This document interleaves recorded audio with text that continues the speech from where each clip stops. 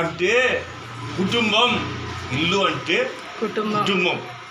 ఒక కుటుంబాన్ని కట్టే దేవుడు, నిలబెట్టే దేవుడు, స్థిరపరిచే దేవుడు. ఈ 3 భాగాలు మనం పొందుకోవాలి. 2 మాటలు చెప్తాను, ఆలకించండి. ఇల్లైనా పెళ్ళైనా చాలా ఖర్చుతో కూడిందండి, చాలా ప్రయాసతో కూడింది. ఒక సంబంధం సెట్ అయిన దగ్గర నుంచి, అది సెట్ అవ్వడం పెద్ద విషయం అనుకోండి, సెట్ అయిన దగ్గర నుంచి పెళ్ళిళ్ళు చేసిన వాళ్ళు తెలుసు ఏమండి, డబ్బులు పోతే పోయి తిరిగి కాళ్ళు బీగుతాయి. ఈ చుట్టాలకు మర్యాద చేయకపోతే వాళ్ళతో బాధ. ఎక్కడ లేని వాళ్ళు అందరూ పెళ్ళిళ్ళలోనే అలుగుతారండి. మరి అదేంటో అర్థం కాదు. భోజనం సరిగ్గా పెట్టకపోయినా బాధే, మంచి బట్టలు పెట్టకపోయినా బాధే, సరైన రూమ్ ఇవ్వకపోయినా ఎన్ని బాధలో. ఇన్ని బాధలు తట్టుకుంటే కానీ ఒక కార్యక్రమం అవుదండి. పిల్లరా, ఇదొక ముచ్చట, ఇదొక ఆశీర్వాదం. ప్రతి మనిషికి భూమి మీద ఒక ఇల్లు ఉండాలని కోరుకుంటాడు. ఇల్లు ఉండాలి కూడా. మనిషికి ఉన్న అవసరాల్లో ఇల్లు చాలా ప్రాముఖ్యమైనదండి.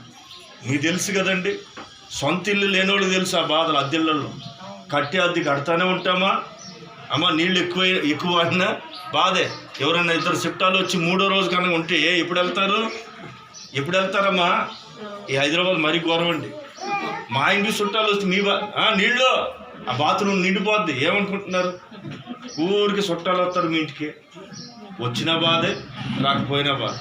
విన్నారండి? అద్దెళ్ళల్లో ఉన్న వాళ్ళ బాధలు ఇన్ని కాదు.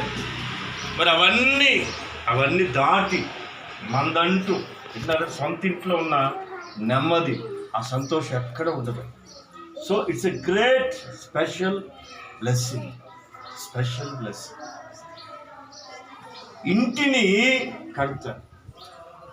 హెబ్రీ పత్రిక 3వ అధ్యాయం,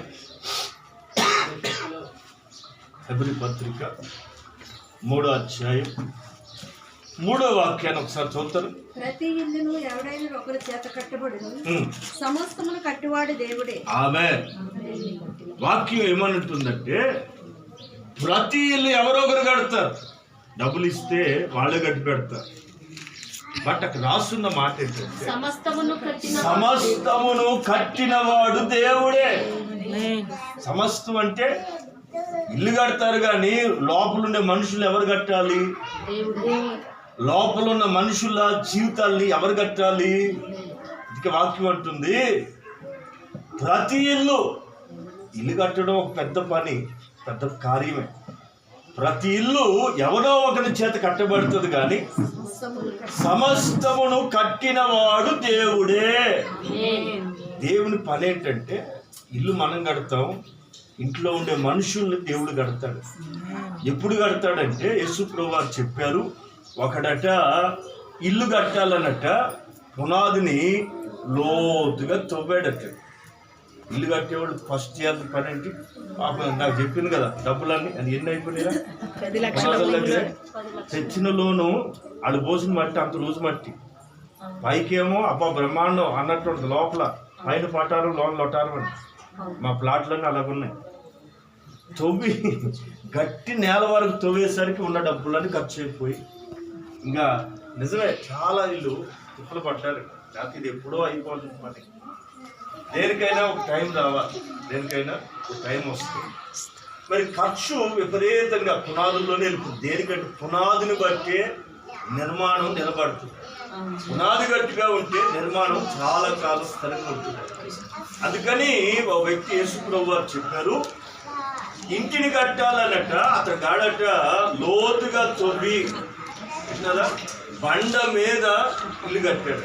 యేసు ప్రభువు వారు చెప్పారు, ఈయన మాటలు విని వాటి చొప్పులు చేయి వాడు ఎలా ఉంటాడంటే, బండ మీద తన ఇంటిని కట్టిన బుద్ధిమంతుడిని పోలి ఉంటాడు.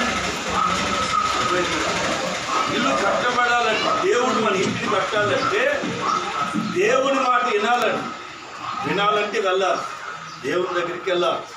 వెళ్తేనే ఆయన స్వరాన్ని గుర్తుపట్టగలరు.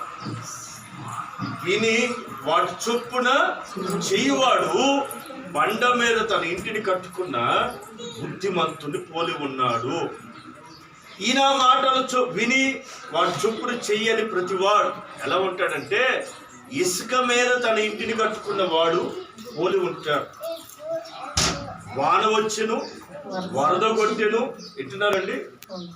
వింటున్నారా? ప్రతి ఇంటి మీదకి గాలి వస్తుంది, వాన వస్తుంది, వాన ముదిరితే వరద వస్తుంది.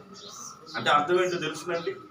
అప్పుడప్పుడు కుటుంబంలో చిన్న చిన్న తుఫాన్లు రేగుతాయి. టీ దగ్గర కారం ఎక్కువైతేనో, కూరలో ఉప్పు లేకపోతేనో చిన్న చిన్న వాన మొదలవుతుందండి. అది రోజు రోజు పెరిగి ఏమవుతుందో తెలుసునండి, పెద్ద తుఫానై వెమ్మకు ఫోన్ చేయి ముందు అంటాడు ఆయన గారు. ఎందుకని అంటే అసలు కుదరదులే, ఇక మనకి వల్ల కాదులే. దీన్ని అంటారు తుఫాన్. ఈ తుఫాన్లో పునాది కనుక ఉంటే గట్టిగా అది పడిపోదు. అర్థమైతే స్తోత్రం. పునాది గట్టిగా ఉండాలి. భక్తి అనేదండి స్టాండర్డ్ ఉండాలి. భక్తి క్రీస్తు యేసుని ఎవరైతే మూలరాయిగా పెడతారో, పునాది వేసినప్పుడు రాయి పెడతారు కదండి, దాన్ని ఏమంటారు? శంకుస్థాపన అంటారు వాడుక భాషలో. బైబిల్ భాషలో చెప్పాలంటే మూలరాయి, కార్నర్ స్టోన్. ఇంటి వ్యవస్థ లేదా కుటుంబ వ్యవస్థకి మూలం ఎవరైతే యేసయ్యని కలిగి ఉంటారో, బైబిల్ చెప్తున్న సత్యం అండి. క్రీస్తు యేసుని మూలరాయిగా పెట్టుకుని అపోస్తులు ప్రవక్తలు వేసిన పునాది మీద ఎవరైతే కట్టబడతారో వారు పడిపోరు. ఆ ఇల్లు పడిపోదండి, నిలబడతారు. గాలొచ్చినా, వానొచ్చినా, వరదొచ్చినా ఆ ఇల్లు పునాది గట్టిగా ఉంది కనుక, ఆ ఇంటి పునాది బండ మీద వేయబడింది కనుక ఆ ఇల్లు పడిపోదు. కొంతమంది పై భక్తితో ఇసుక మీద కడుతున్నారు, ఇల్లు బాగానే ఉంటుంది, ఒక రోజు వస్తుంది. ఏదైనా తుఫాను వచ్చినప్పుడు నిలబడాలంటే పునాది మాత్రం గట్టిగా. ఈవేళ నేను చెప్పే మాట ఏంటంటే, దేవుణ్ణి మనం మూలంగా పెట్టుకుని ఏ కుటుంబం అయితే కట్టబడుతుందో ఆ ఇల్లు స్థిరపరచబడుతుంది. ఈ శుభవేళ రెండే ముక్కలు. భూమి మీద ఖచ్చితంగా మనకి ఇల్లు ఉండాలి. ఒకవేళ అద్దెల్లో ఉన్నవారైతే నా దేవుడు మీకు తొందరలోని సొంత ఇల్లు ఇచ్చునుగాక. ఎవరు అద్దెల్లో ఉంటే వాళ్ళకి సొంత ఇల్లు ఖాయ. గవర్నమెంట్ చెప్పి నేనే లెటర్ రాయను బాబా, అర్థం చేసుకుంటే దేవుడు ఇస్తాడు. రైట్. భూమి మీద ఖచ్చితంగా మనకి ఏముండాలండి? ఒక సొంత ఇల్లు ఉండాలి. రైట్. రేపు మాపు ఆయన రాకమానడు, మనం పోకమాను. ఎక్కడికి పోతాం? ఏదో ఒక రోజున మనిషి భూమిని విడిచి వెళ్తాడండి. ఎక్కడికి వెళ్ళాలి అది తెలియాలి. యేసు ప్రభువు చెప్పారు యోహాను సువార్త 14వ అధ్యాయం 2వ వాక్యం ఏమన్నారంటే, నా తండ్రి ఇంట అనేక నివాసములు కలవు, లేని ఎడల నేను మీకు చెప్తాను. మనకంటూ అక్కడ ఫ్లాట్లు వేస్తున్నాడట. ఆయన రియల్టర్ కాదండి. మీకు స్థలము సిద్ధపరచ నేను వెళ్ళి మీకు స్థలము సిద్ధపరిచిన ఎడల నేను ఉన్న ఇంట్లో మరలా వచ్చి మిమ్మల్ని తీసుకుని పోవద్దు. స్వయంగా యేసు ప్రభు చెప్పిన మాట. పరలోకంలో కూడా ఒక ఇల్లు ఉండాలి. పరలోకంలో కూడా ఒక ఇల్లు ఉండాలి. ఎలా వెళ్తాం ఆ ఇంటికి అంటే ఖచ్చితంగా యేసు ప్రభు నమ్ముకోవాలి. ఎందుకంటే ఆయనే చెప్పారు, నా ద్వారా తప్ప ఎవడు తండ్రి యొద్దకు రాడు. యేసు ప్రభుని రక్షకుడిగా అంగీకరించి ఆయన చెప్పిన వేలో మనం వెళ్ళగలిగితే, ఆ మార్గంలో వెళ్ళగలిగితే అది అక్కడ ఆ ఇంటికి పెడతాం. సరే, ఇక్కడ సొంత ఇల్లు అద్దెల్లో 40 గజాలు 60 గజాలు అసలు ఎంతో ఒకటి వింటున్నారా? ఏదో ఒక ఇల్లు ఉంది, సరే మంచిదే వింటున్నారండి. ఇక్కడ ఒకవేళ లేకపోయినా పర్లేదు, అక్కడ మాత్రం ఖచ్చితంగా ఉండాలి. ఎందుకంటే అది శాశ్వతమైన ఇల్లు, అది నిరంతరం ఉండే ఇల్లు కనుక పిల్లరా, ఏదో చర్చికి వెళ్తున్నాం అంటే అక్కడికి వెళ్ళవండి. ఖచ్చితంగా యేసు ప్రభుని అంగీకరించాలి, నమ్మి బాప్తిస్మం పొందాలి. నమ్మి బాప్తిస్మం పొందినప్పుడే పాపాలు క్షమించబడతాయి. పాప రహితుడే పరిశుద్ధుడిగా మార్చబడతాడు. పరిశుద్ధుడిగా మార్చబడిన వాడు పరలోకానికి వెళ్ళగలుగుతాడు. ఇది సత్యం. కనుక మీలోకి ఎవరైనా ఇలాంటి ఒక పరలోక ఇల్లు కావాలనుకుంటే ఎంత అందంగా ఉందండి, ఎంత బాగుందండి. పరలోకం ఇల్లు ఇంకెంత బాగుంటుందో. ఇంతకీ నాకు పరలోకంలో ఇల్లు కావాలని వాడు చేతులు ఎత్తుతారా? పరలోకంలో కూడా ఇల్లు కావాలన్నా రైట్. ఇక్కడ ఇల్లు ఇచ్చుకున్నాక పరలోకంలో కూడా అక్కడ ఇల్లు కావాలంటే మాత్రం రికమెండేషన్ చెల్లదు. విన్నారండి? లంచాలు నడవవు. Only accepting.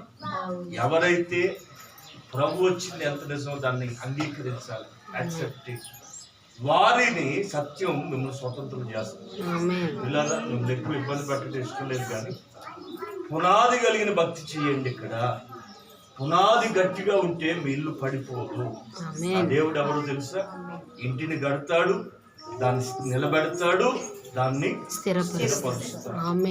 అందుకే కట్టాడు ప్రతి ఇల్లు ఎవరో ఒకరి చేత కట్టబడుతుంది, కానీ సమస్తమును కట్టువాడు దేవుడే.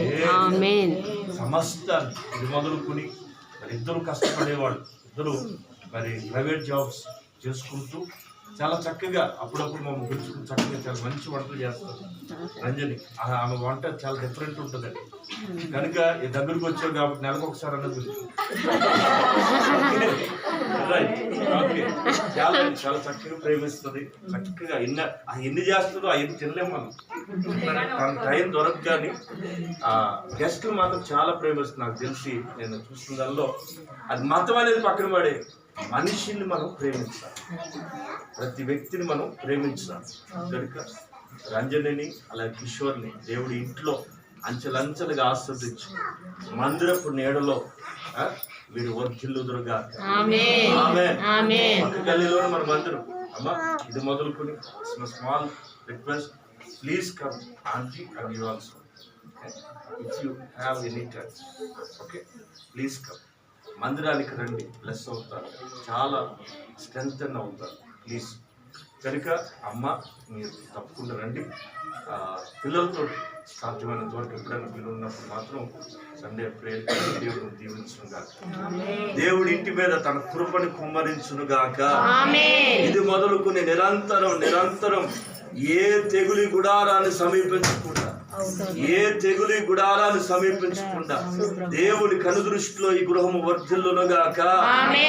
అంజని కిషోర్ని దేవుడి ఇక్కను ఆశీర్వదించి దీని మీద ఉన్న రుణభారం అంతటిని తొలగించునుగాక.